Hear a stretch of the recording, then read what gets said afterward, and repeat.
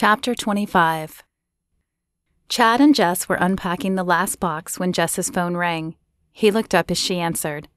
"Hello?" she said, and then paused as the person on the other end spoke. "What's that, Mom?"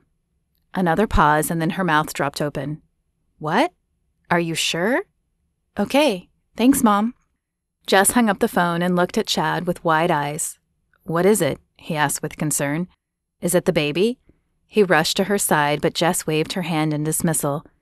"It's Jim," she said slowly. "He confessed, so there's no hearing." Elation flooded Chad, and he picked her up and swung her around.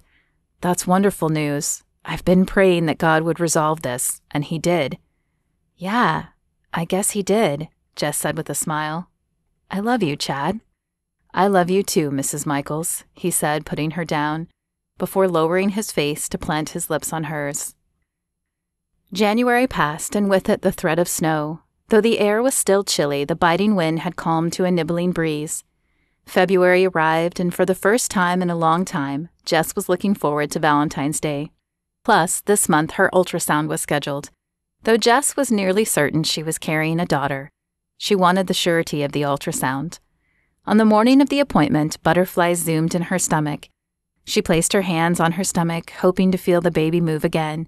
The feeling was an unexplainable sensation, but one she wouldn't trade for the world.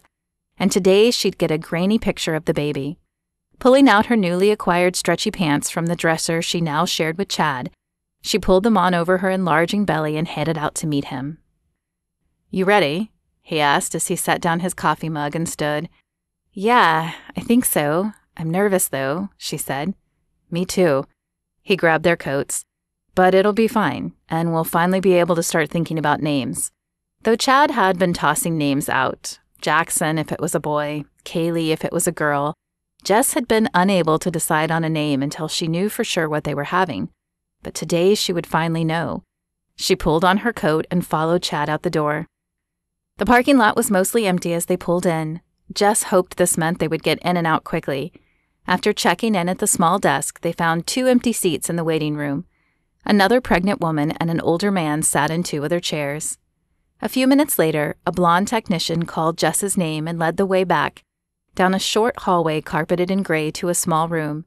There was an exam table, a computer, and 2 chairs in the small room. The technician took a seat at the computer and patted the bed.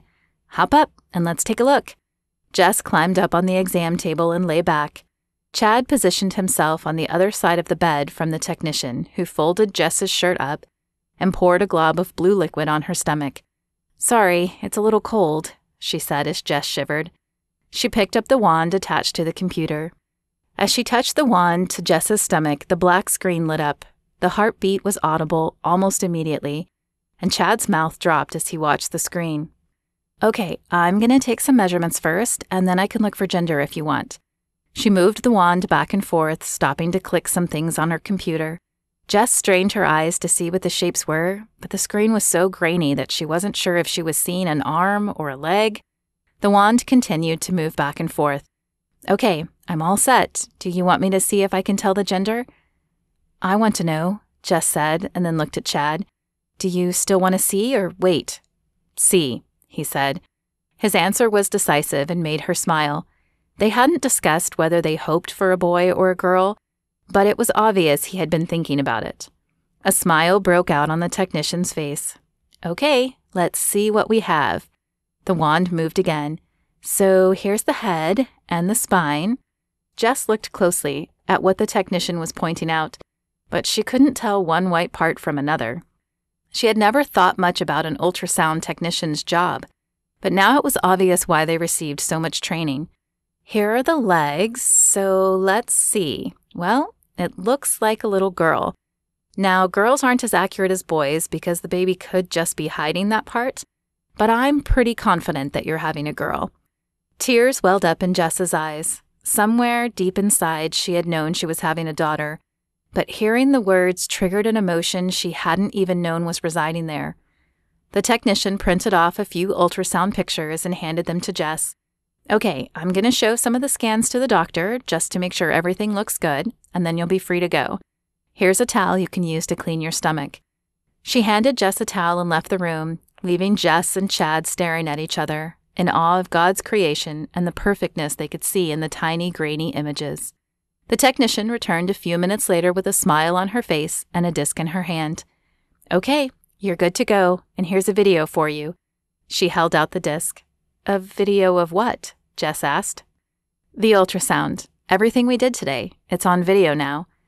Jess grabbed the CD, an unexplainable feeling surging through her body. "I didn't know they did this. Thank you."